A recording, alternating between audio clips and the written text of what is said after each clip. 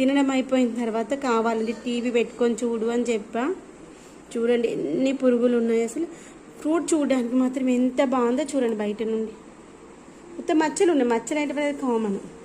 అంటే వర్షాలు పడుతున్నాయి కదా, వర్షాలు పడేటప్పుడైతే ఇంకా పురుగులు వస్తాయి.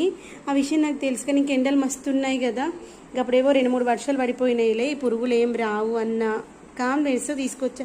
చాలా రోజుల నుండి మావాడు అడుగుతున్నా కదా, నాన్న ఇంకా వర్షాలు పడుతున్నాయి కదా, వద్దు నాన్న వద్దు నాన్న వద్దు నాన్న అని చెప్పా.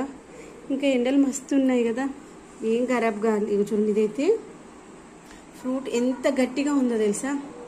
చూడండి ఇంత గట్టిగా ఉంది ఫ్రూట్. లోపల చూడండి ఎలా అయిపోయిందో ఫ్రూట్.